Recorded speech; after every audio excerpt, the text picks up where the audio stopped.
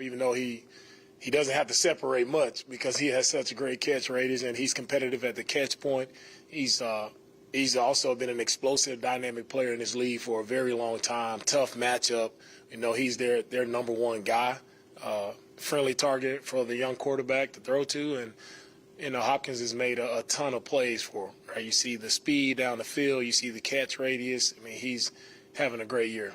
So y'all have three quarterbacks on this roster for much of the season. Obviously, quarterback position is so valuable, and there could have been an opportunity to trade Davis. So I'm curious, before the deadline, I'm curious what was the basis behind keeping the three quarterbacks and Davis? And we felt really strong about it. We felt we had a really strong quarterback group since training camp. We felt really good about all three guys that we've had, and you just know in this league you never know what happens at that position, and it's comforting to have three guys who can go out and play and you don't miss a beat. So it's comforting to have. That's been a strength of ours at the quarterback position. We're happy to have all three of our guys. How would you describe some of the kind of, I guess, the chaos that Levis kind of plays with? He doesn't really approach things like a typical quarterback. He does like Monday night he was trying to run somebody over. Yeah. What are kind of the challenges on a young guy, not a lot of film on him, and he kind of does some non-quarterback things? Yeah. Levis, the thing that sticks out about him is his toughness. Right? You see the toughness, you see the grittiness about him when he runs the ball. He's not sliding all the time, and guys have to be aware of that. He's trying to run you over at times. He has a very strong arm. Talk about a guy who's throwing the deep ball at a high rate. Right? They do a really good job of connecting, and he's made a lot of big plays throwing the deep ball. But I like his play demeanor. Right? You can tell he's a guy who that locker room is going to rally behind. They feel that toughness from him, and I think that really gets the team going with the style of play that he has. I think it really inspires that team, and he's done a really good job as a young quarterback stepping in and helping that team to win some big games. DeMeco, you always say it starts up front Yep. on both sides of the ball, but you haven't lost linemen for a sustained period. You have lost guys in the secondary linebacker. Your ability to play really good run defense today, how much is that because you've had continuity up front? Our run defense, it definitely, John, starts up front with our defensive line, especially our interior guys.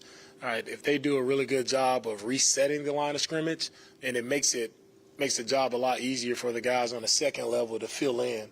Right, and the run defense, I always talk about it's how you set the edges, right, not allowing the ball to get outside, and that's the challenge this week because they do have a lot of outside zone where they trying to get Henry on the edge, right, and making the corners tackle. So the primary job for us this week is for our ends to do a really great job of setting the edge and funnel the ball back inside and see how many hats can we get swarming to the football. And if we do that, that'll allow us to play really good run defense. Hey, Coach, I was just wondering, with the possibility of Stroud might not play, I was just wondering what kind of goes into the evaluation process of the quarterback room to try to decide which guy will get there? And the thing with, not only the quarterback, but with every position, I always tell all of our guys, no matter where you are on the roster, right, whether your practice squad, whether you've been inactive, whether you're active, like everyone prepare to start. You never know when that opportunity will present itself. So if everybody is preparing that way, then we'll be fine when we go in the game because things happen all the time throughout the week where you never know who's going to be up, who's going to be down. But if everybody has the right mindset and they're preparing like they're starting, then the game will take care of itself.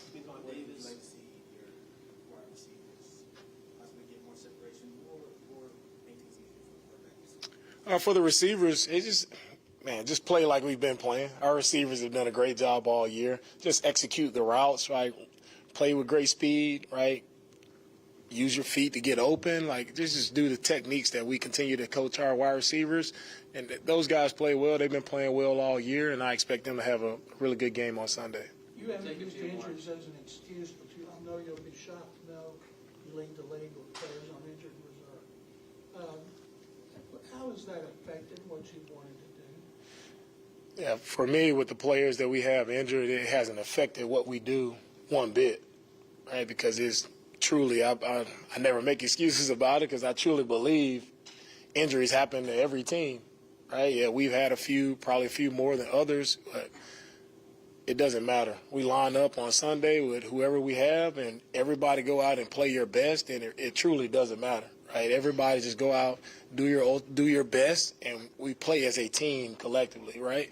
Of course, we don't want our guys injured, but it happens. It happens every year to every team across the league. You lose good players, right? But it's all about how you respond to it, and not just allowing that to affect you, not to sulk about the injuries, but it's just a matter of responding the right way, everybody picking up the slack and moving forward.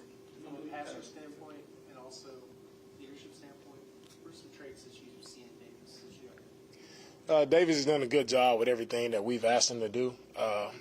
He's done a really good job of just leading in his own right. I mean, just seeing him on our scout team, the way he helps us out with the defensive looks. He's done a really good job of what he's been asked to do.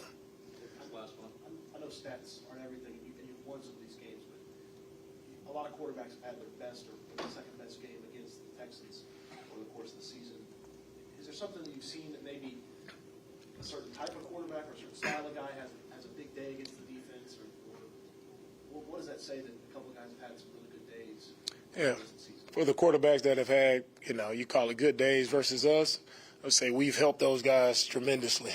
And busted coverages, guys not being on the details of where we should be. And when you do that, like a guy throws two checkdowns and it goes for over 50 yards, I don't know if that's the quarterback having a great day or if that's defense not playing good ball, right? So we haven't played well when those guys have had those numbers and have done doing a great job versus our defense. It's been bust on our part defensively, and just communication bust, technique bust, tackling.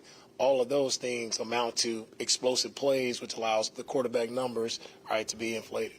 John, last one. Does it help that 2 years ago, if you have to play Mills, he had a great game against the Titans as a rookie, one of his two best games, and the last year he helped him win in Nashville. Does that experience help the guy if he's going to be starting Sunday? I think experience helps everyone. When you step in, if you've been there, you've done it, and you're not making the moment bigger than it should be, experience helps us all. So you would like to think that experience would definitely help out. Thanks, Coach. All right, thank you, guys.